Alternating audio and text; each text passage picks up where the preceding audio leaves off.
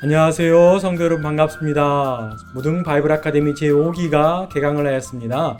지난 1, 2, 3, 4기 때에는 우리가 성경 공부를 조금 집중했다면 이번 5기에는 우리가 걸어서 현장 속으로 조금 더 깊숙이 들어가 보고자 합니다. 그래서 무등 선교 역사 탐방이라는 주제 아래 우리 첫 번째 도시인 걸어서 순천 속으로 함께 들어가 보고자 합니다. 이번에는 특별히 각 목사님들 4분이 한 지역씩 주력으로 맡게 되었고 함께 공동으로 촬영을 하고 인터뷰를 하며 그 지역을 공부해 가면서 여러분들에게 비대면이지만 이렇게 성경 공부를 준비하였습니다. 그러면 출발할 준비가 되었으면 이제 한 곳 한 곳 지역별로 우리가 선교사들의 흔적과 기독교 유적지를 함께 탐방해 보고자 합니다. 자, 그럼 함께 떠나보실까요? 하나님 말씀, 우리가 성경책 디모데전서 2장 4절 말씀을 한 구절 함께 읽고 시작하도록 하겠습니다. 하나님은 모든 사람이 구원을 받으며 진리를 아는 데에 이르기를 원하시느니라. 아멘. 아마 한국 처음 우리 선교사님들이 이 땅에 올 때에도 젊은 나이에 이 하나님의 마음을 품고 우리 이 지역 가운데 오지 않았는가 생각을 해보면서 우리가 그 발자취를 함께 떠나가보자 합니다. 1800년대 후반과 1900년대 초반에 우리 대한민국 땅에 캐나다, 미국, 호주 등지에서 많은 선교사님들이 유입을 해왔습니다. 복음을 전하기 위하여 들어왔는데요. 일단은 그 들어온 선교사님들이 어떠한 배경으로 이렇게 호남 지방까지 오게 되었는지 일단은 배경을 함께 보면 좋겠는데요. 여러분 왼편에 보면 지도가 하나 있습니다. 바로 우리나라의 부산 경남 지역의 지도인데요. 호주의 선교사 왕길지라는 선교사님이 직접 이 경남 지역의 선교의 분담도를 색연필로 그린 자료가 이렇게 사진으로 있어서 여러분들 소개를 합니다. 이렇게 분배를 하고 지역을 분담했던 이유가 있습니다. 바로 네비우스 선교 정책에 의해서 이렇게 분담이 되었고 분배가 되었는데 이 네비우스는 누구냐 하면 존 네비우스라는 선교사의 이름을 따서 네비우스 선교 정책이라고 하였습니다. 왜 이 네비우스 선교 정책을 그 당시에 1900년대에 펼쳤냐면 한국에 온 젊은 선교사들 막 신학교를 졸업하고 하나님의 부르심을 받고 저 멀리 있는 대한민국 땅에 들어왔는데 한국 사람들과 낯설기도 하고 이 지역이 낯설고 어떻게 선교를 감당해야 될지 정책 전략적으로 힘들었던 차에 그 선교사님들이 본국에 요청을 하였습니다. 우리가 대한민국 땅, 이 한국 땅을 조금 더 체계적으로 선교를 해야겠는데 어떠한 방법이 좋겠는지요. 그러자 본국에서 회답이 왔습니다. 먼저 중국에 나가 있는 중국 이 체프 지역에 남아 있는 존 네비우스 선교사 부부를 서울로 2주간 강사로 초청을 한 겁니다. 그래서 한국에 있는 많은 선교사님들이 이미 1855년에 선교 방법론을 연구해 놨던 이 네비우스의 선교사님의 정책을 강연을 듣고 그렇다면 우리도 조금 분담을 하고 분배를 해서 선교를 적극적으로 해보자 라는 의미로 이렇게 지역이 분배가 되었습니다. 쭉 보시면 우리나라 지도에 굉장히 많은 선교 지부가 각 교파, 교단별로 나뉘어져 있는데요. 그 가운데 우리가 이 호남 지역에 장로 교단이 많고 우리 미국에 있는 남장로교의 영향을 많이 받은 이유가 바로 이 네비우스 선교 정책에 의해서 남장로교의 선교사님들은 이 호남 지역을 분배하고 담당해 주시길 바랍니다. 이 정책 때문이었습니다. 그래서 미국 남장로교는 호남 지역, 우리 전라남도와 전라북도를 담당하게 된 것이지요. 일단은 지도를 보시면 1896년에 우리 군산과 전주에 선교 지부를 먼저 개설하게 되었습니다. 같은 해에 두 지역을 개설하게 되었고 그 이어서 목포, 그 당시에 이제 개항이 되어 있었기 때문에 1897년에 선교사님들이 목포로 들어와서 목포 선교 지부를 건설하였고 그 다음에 광주, 나주를 거쳐서 광주로 1904년도에 광주에 선교부가 정착이 되었고 마지막으로 네 번째, 순서로는 네 번째, 또 지부로서는 5번째로 1912년에 순천 선교지부가 마지막으로 호남 지역에 이렇게 개설이 되었습니다. 이 호남 지역, 특히 순천 이 동부 육군, 전라남도 동부 육군에 있는 순천의 선교 지부는 또 아주 중요한 인물이 등장을 합니다. 바로 여러분이 이름을 많이 들어보실 것 같은데 오웬이라는 선교사님의 이름입니다. 바로 한국 이름 오기원이라는 선교사님인데요. 1898년 11월 5일 드디어 한국의 선교사로 한 32세의 나이, 한국 나이 32세의 나이로 한국에 들어오게 되었습니다. 왜 오웬이 이 순천 선교의 중심에 서 있었냐 하면은 그 유진벨, 여러분이 광주 지역에 하면 선교사 유진벨, 배유지 선교사를 많이 떠올리는데 그 유진벨과 함께 이 오웬 선교사는 목포에 있는 선교부에서 활동을 하다가 1904년에 광주 선교부를 개설하면서 주로 이 전라도, 이 남도 지역을 담당을 하게 되었습니다. 그런데 이 오웬 선교사는 이 완도 지역, 화순 지역, 보성, 장흥, 순천, 광양 아마 13개의 군을 순회하면서 전도하고 집회를 하고 세례를 베풀었던 그러한 선교사였습니다. 보통 순회를 나가면 한 달 이상이 걸리기도 하였다고 합니다. 그런데 이 오웬 선교사가 40대 초반의 나이에 일찍 하나님의 부름을 받게 되었습니다. 오웬 선교사는 지금 광주 양림동에 있는 호남신학대학교 선교동산에 묻혀 있습니다. 그의 묘비와 또 뒤에 있는 그의 친구인 유진벨 선교사의 묘비가 있는데요. 그의 일화, 죽음을 앞둔 그의 일화가 있습니다. 우리 잠시도 쉬지 않고 전도 여행에 열정을 쏟아부었던 오웬 선교사는 그날도 역시 광주를 출발하여 화순과 남평을 지나 장흥에 도착하던 주일날 그 아침부터 갑자기 격렬한 오한에 시달리게 되었다고 합니다. 아마도 피로가 누적되어 있고 이 한국 지역, 이 전라남도 지역에 또 풍토병이 있었는지 모르겠지만 그는 주일날 아침에 오한이 들자 그를 바라보았던 교우들이 허둥지둥 가마를 준비해서 광주로 발걸음을 재촉하였습니다. 왜냐하면 광주에 기독병원의 초대 원장이었던 윌슨 선교사, 의사가 있었기 때문에 오웬을 가마에 태우고 광주로 이송하였는데 도착한 날이 수요일 새벽 2시에 도착했다고 합니다. 주일날 아침에 오한이 들었는데 수요일이 되어서 광주에 도착했지만 그는 광주에 온 지 5년 만에 사랑하는 아내 조지아나와 딸을 남겨둔 채 1909년 4월 3일에 급성 폐렴으로 하나님의 부르심을 받고 생을 마감하였습니다. 이 소식을 들었던 목포에 있었던 포사이드라는 그의 친구 선교사가 그를 진료하고자 광주로 말을 타고 급히 오던 길에 이 영산강 나루터에 또 쓰러져 있던 그 당시에 한센시표 환자를 그냥 또 보내기가 너무나 안타까워서 그를 말에 태우고 오다가 오웬의 죽음을 보지 못하고 광주에 도착했다라는 일화가 있는데요. 이 한 사람의 헌신, 이 한 사람의 또 헌신의 선교의 씨앗이 지금 이 순천 지부에 또 큰 활약으로 또 큰 열매로 남아있는 것 같습니다. 유진벨과 오웬 선교사는 그 당시에 25개 구역의 거대한 지역을 담당했습니다.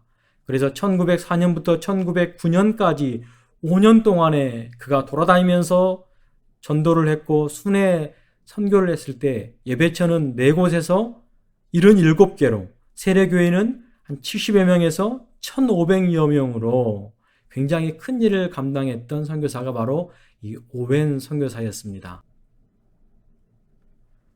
광주에 있는 선교부는 오웬 선교사가 생을 마감하자 계속해서 선교의 맥락을 이어가고자 프레스턴과 코잇 선교사를 파견하게 되었습니다.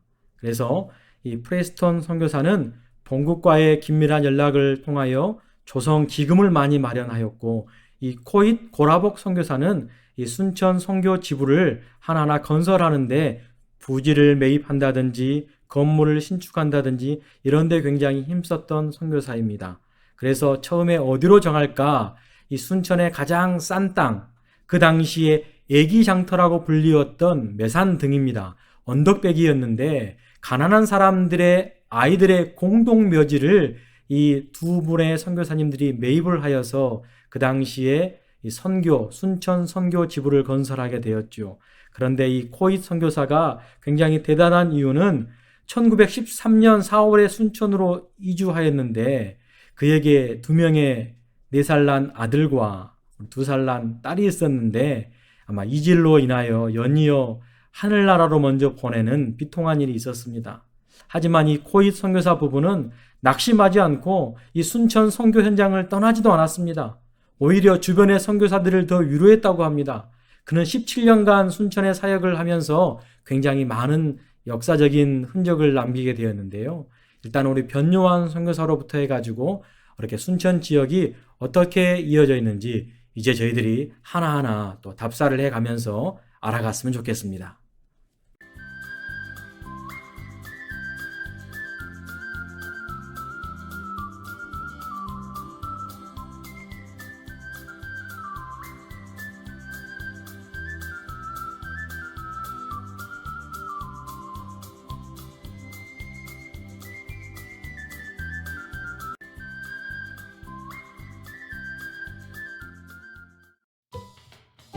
순천 우리원을 지나자 첫 번째 탐방지인 순천중앙교회를 향하고 있는데 매산등 기독교 성지라는 편말이 마치 저희를 반기고만 있는 것 같습니다. 순천에 도착했습니다. 좀 이따 뵙겠습니다. 역시 코로나 시대라 맨 처음 저희를 반기는 것은 온도를 측정하는 일이었습니다. 그리고 교회 한면에는 해외 선교지 안내판이 저희들 눈에 들어왔는데요. 우리 교회 주보 한 면에는 교회를 소개하는 글이 기재가 되어 있는데 우리 글보다 한 분의 장로님을 통해 우리가 교회 소개의 글을 들어보도록 하겠습니다. 네, 우리 순천중앙교회 우리 원로 장로님이신 박종화 장로님이 지금 함께하고 계시는데요. 우리 박종화 장로님으로부터 우리 순천중앙교회에 대해서 우리 짤막하게 소개글을 한번 또 말씀을 듣도록 하겠습니다. 장로님 한 말씀 해주시죠. 네. 순천중앙교회는 1907년 율천 장천교회의 교인 조일환, 김옥평 그분들이 순천에도 교회를 하나 이렇게 세우는 게 좋겠다 이렇게 생각하고 예배의 처소를 만들려고 했는데 이미 중앙교회는 그때에 남자 5분, 여자 5분, 10분이 금곡동 양사제라고 하는 곳에서 모여서 예배를 드리고 있었습니다. 그래서 이 순천중앙교회는 유일하게 순천의 모든 교회들은 선교사님을 통해서 이루어졌지만 순천중앙교회는 그 이전에 이렇게 성도들이 모여서 예배 처소를 마련하고 이렇게 성장하여 지금 순천중앙교회가 이루어지게 되었습니다. 순천중앙교회는 순천뿐만 아니라 여수, 광양, 구례, 보성 이런 모든 곳에 성도들이 모여서 이곳에서 사경회를 통해서 성령이 충만한 그런 교회로 발전을 시켰습니다. 그래서 저희들 어렸을 때에는 매산중학교의 기숙사에서 많은 성도들이 모여서 밥을 지어서 먹으면서 이 교회에서 성령의 은혜를 받던 그런 시대를 통해서 이렇게 중앙교회가 성장하게 되었음을 말씀드립니다. 감사합니다. 이 앞마당에는 또 특별한 이런 조형물이 있어서 조형물을 여러분들에게 한번 소개하도록 하겠습니다. 네, 지금 우리가 보고 있는 이 조형물은 100년 전에 실제로 이 교회 당회장으로 심호하셨던 프레스턴 목사님께서 사용하시던 그 종을 이렇게 설치해 놓고 그 밑에 목사님의 얼굴을 조형물로 그렇게 만들어 놓은 것입니다. 그 밖에도 우리가 알고 있는 목사님들이 이곳에서 많이 심호하신 걸로 알고 있는데 한번 소개 한번 부탁드리겠습니다. 네, 우리 순천중앙교회가 한 115년 이상 되는 역사를 가지고 있었기 때문에 이 교회에 심호했던 목사님들이 참 많이 계십니다. 우리가 잘 아시는 목사님들이 계실 텐데 일단 안으로 들어가셔서 그 목사님들 한 분 한 분 여러분들에게 또 소개하도록 하겠습니다. 그리고 지금 이 조형물 앞에는 큰 나무가 2그루가 있는데요. 이 나무는 여러분들 성경을 읽으시다 보면 구약 성경에 백향목 나무가 많이 나오는데 네. 이 중앙교회 마당에는 백향목 나무가 2그루가 아주 이렇게 웅장하게 서 있는 모습을 볼 수 있습니다. 예, 아주 그냥 곱게 뻗은 게 저도 처음 봅니다. 네, 안으로 한번 들어가 보시죠. 예.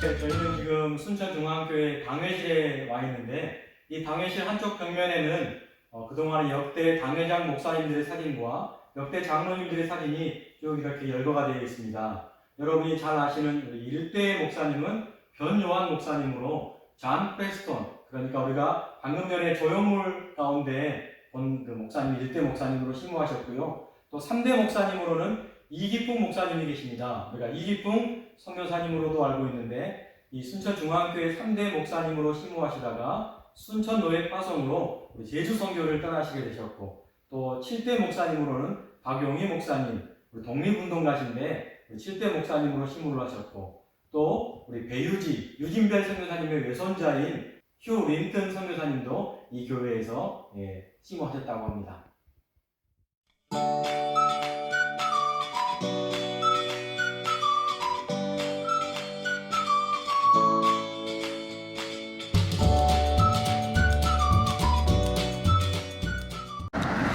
순천 중앙교회 옆에 건물 보니까 순천 기독 진료소라고 적혀 있네요. 네, 보시다시피 이게 건물 양식이 좀 독특한데요. 우리 순천 기독진료소는 1925년에 지어진 건물입니다. 우리 중앙교회 초대 목사님이었던 변요한, 존 프레스턴 선교사님이 안식년, 1911년 안식년에 고국에 돌아가서 이 건물을 짓기 위한 후원을 받았는데, 조지 와츠 우리 장로님이신 사업가가 이 건물을 짓을 수 있도록 많이 후원해 주어서 그때 이 건물을 지어서 우리 성경 학교로, 또 당시에 우리 현지인들을 교육할 목적으로 사용했던 건물입니다. 예, 목사님 옆에 보니까 지금 문이 열려 있는데 어떻게 네. 지금도 사용을 하고 있나 봐요. 네, 이 건물은 좀 독특하게 지금도 순천 기독진료소로 1층은 또 병원 업무를 볼 수 있는 진료소가 차려져 있고, 또 2층에는 우리 한국기독교 선교역사 박물관으로도 2층을 현재 사용하고 있습니다. 지금 코로나 환경 때문에 우리가 안으로 들어갈 수는 없지만 우리 교인들, 우리 성도님들에게 이 건물에 대해서 잠깐 소개를 하였습니다. 근데 오른쪽에 보니까 각종 비석과 기념비들이 있는데요. 네. 뭔가요, 저런 것들? 네, 일단 안으로 한번 들어가셔서 각종 기념비들을 또 함께 우리 설명해 보도록 하겠습니다.